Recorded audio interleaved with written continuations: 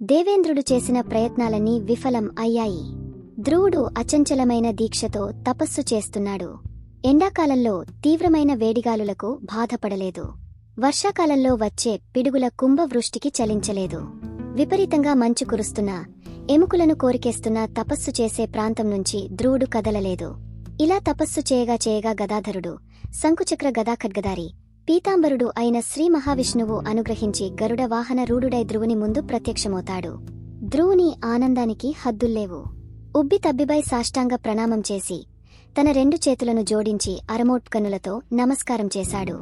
భగవంతుని దివ్యమంగళ రూపాన్ని తాకుతున్నట్టు, కోగాలించుకున్నట్టు, ముద్దు పెట్టుకున్నట్టు భావించాడు ధ్రువుడు. భగవంతుని ముందు నిలబడి అలా చూస్తూ తన్మయం పొందాడు. తను ఎంతగానో తపించే భగవంతుని స్తుతించాలని ధ్రువుని మనస్సు ఉవ్విళ్లు ఊరుతోంది. కాని 5 ఏళ్ల ఆ పసివాడికి భగవంతుని ఎలా స్తుతించాలో అర్థం కావటం లేదు. విష్ణుదేవుడు కరుణించి తన పాంచజన్య సంఘాన్ని ఆ పసివాడి చెక్కుళ్లకు తాకించాడు. ధ్రువుడిలో దైవవాణి పెల్లుబికింది. ప్రభూ, సమస్త శక్తులకు ఆధారుడివైన నీవు నా అవయవాలకు ప్రాణం పోసి చైతన్యం కలిగించిన నీకు నమస్కారాలు. ఈ ప్రపంచం నీ వల్లనే పుట్టి నీలోనే లీనమైపోతోంది.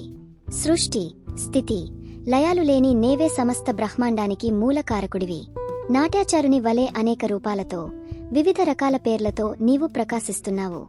ధనికుదని, దరిద్రుడివని తేడా లేకుండా భక్తుడైన వాడికి సహాయపడతావు. నీకు ఆది మధ్యంతాలు లేనేలేవు.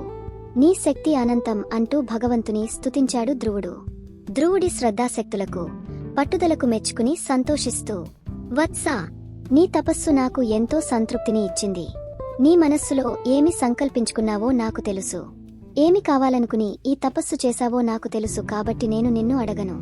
నీవు కోరిన సర్వోన్నతమైన స్థానం చాలా దుర్లభమైనది. అయినప్పటికీ దానిని నీకు అనుగ్రహిస్తాను. ఇంతవరకు ఎవ్వరికీ ఇవ్వని, లభించని ధ్రువపదం నీకు ఇస్తాను. దాని చుట్టూ గ్రహాలు, నక్షత్రాలు సదా తిరుగుతుంటాయి. ప్రళయకాలంలో ఇతర లోకాలన్నీ నశించిపోయినా ధ్రువలోక మాత్రం స్థిరంగా ఉంటుంది.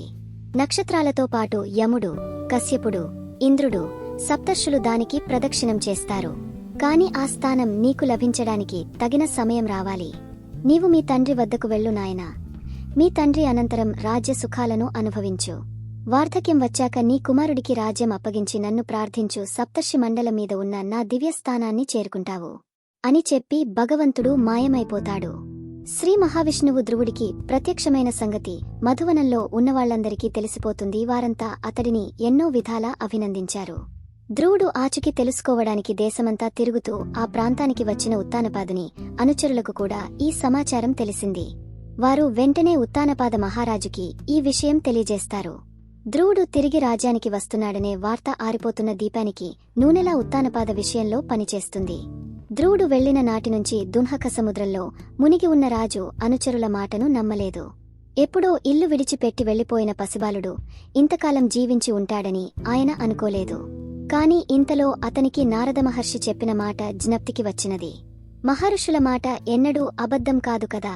వెంటనే లేచి మంచి గుర్రాలు కట్టిన బంగారు రథం ఎక్కి ధ్రువుడికి ఎదురుగా బయలుదేరాడు. మంత్రులు, సామంతులు, పురోహితులు మొదలైన వారంతా రాజు వెంట నడిచారు. సునీత, సురుచి, ఉత్తముడు కూడా రాజుని అనుసరించారు.